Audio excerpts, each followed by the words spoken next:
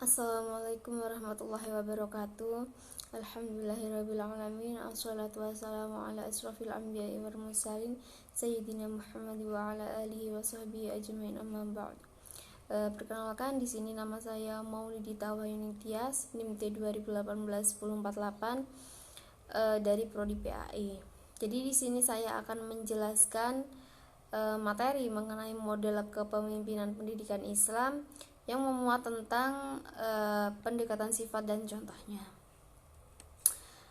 Jadi suatu kepemimpinan, langsung saja di sini. Kepemimpinan adalah rangkaian kegiatan penaatan berupa kemampuan mempengaruhi perilaku orang lain dalam situasi tertentu agar bersedia bekerja sama untuk mencapai tujuan yang telah ditetapkan.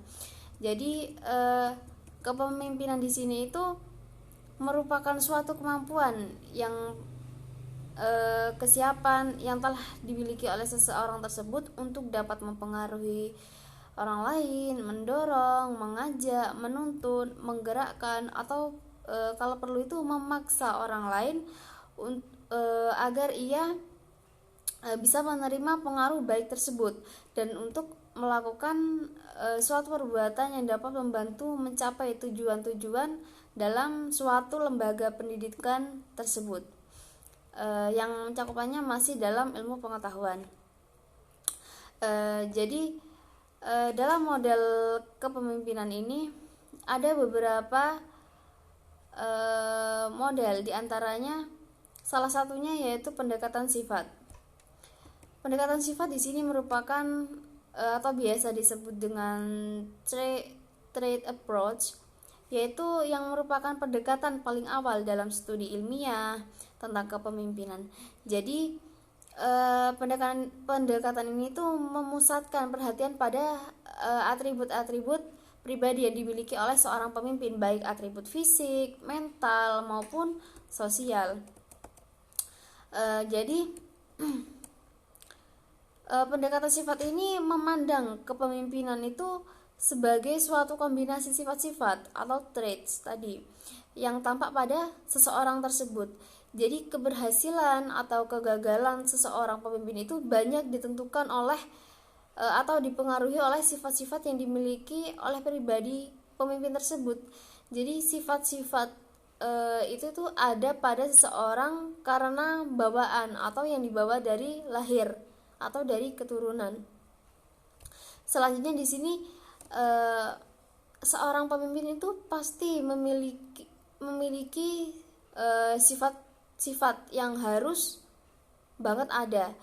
Yang pertama, bertakwa kepada Tuhan Yang Maha Esa. Jadi seorang pemimpin itu harus bertakwa, harus beriman pada Tuhannya. Yang kedua, cakap, cerdik, dan jujur. Jadi pilihlah dan jadilah pemimpin itu yang jujur, jangan main curang kayak gitu.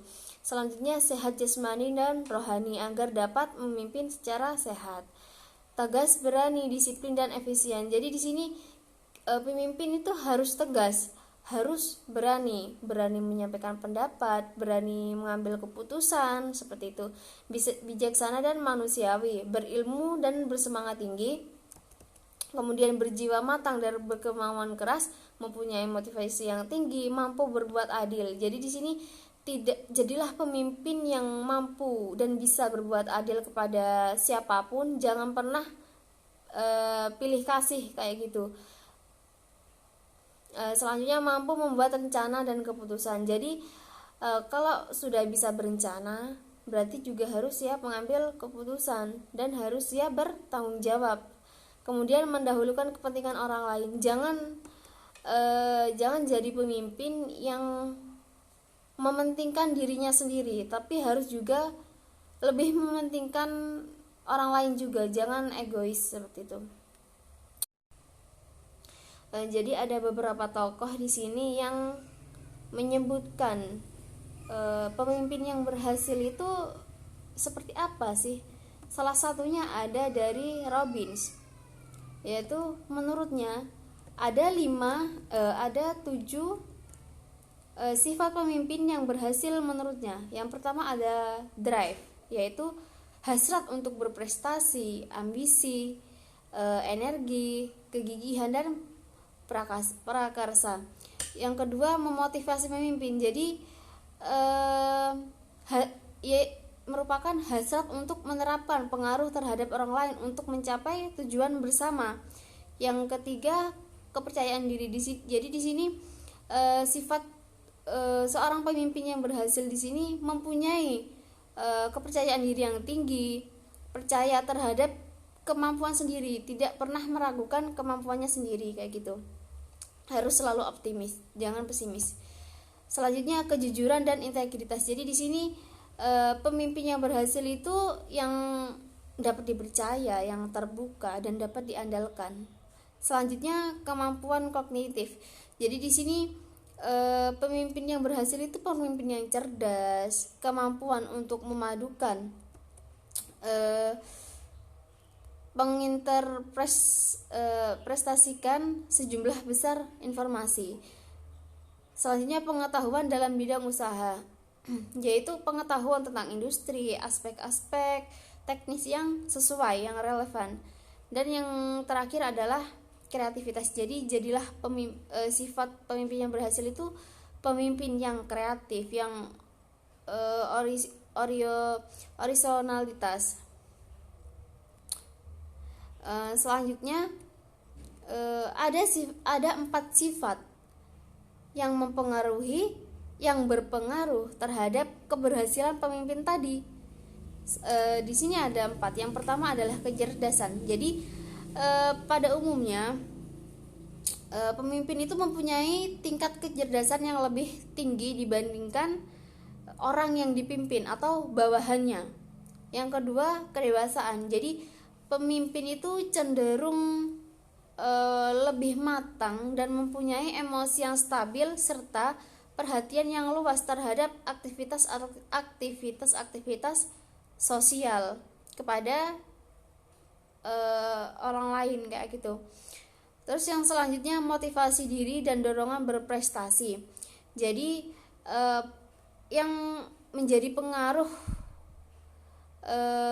keberhasilan seorang pemimpin itu dari motivasi diri juga, terus prestasinya. Jadi pemimpin itu cenderung memiliki motivasi yang yang sangat kuat untuk tetap terus berprestasi, seperti itu. Selanjutnya, sikap hubungan kemanusiaan. Jadi pemimpin yang berhasil dan mau mengakui harga diri dan kehormatan bawahannya, kayak gitu. Selanjutnya, contoh yang merupakan contoh dari pendekatan sifat ini yaitu misal ya, kayak seorang pemimpin dengan kemauan pribadinya dan karakternya serta perangainya mampu memimpin dan memperlakukan bawahannya sebaik mungkin sehingga dia disegani dan dihormati semua bawahannya. Jadi di sini misal dalam pendidikan Islam, misal di sekolah itu seseorang yang ditunjuk oleh kepala yayasan untuk menjadi kepala sekolah.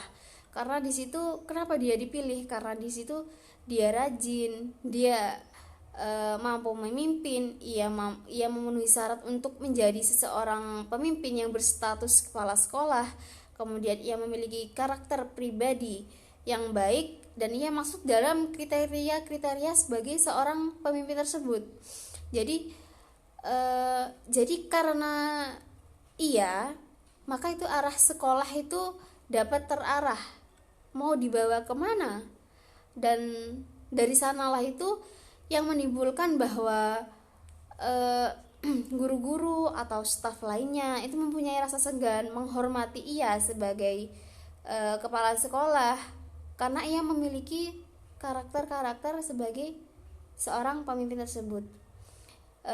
Misal juga kalau di pesantren seorang kiai yang mengutus seseorang untuk menjadi kayak pengurus atau menjadi ustadz untuk mengajar di pondok tersebut, karena di situ ia sudah dipercayai, ia sudah kayak memenuhi syarat untuk menjadi seorang ustadz di situ untuk mengajar santri-santri di pondok tersebut, karena ia memiliki jiwa kepemimpinan, karena ia punya ilmu yang lebih tinggi untuk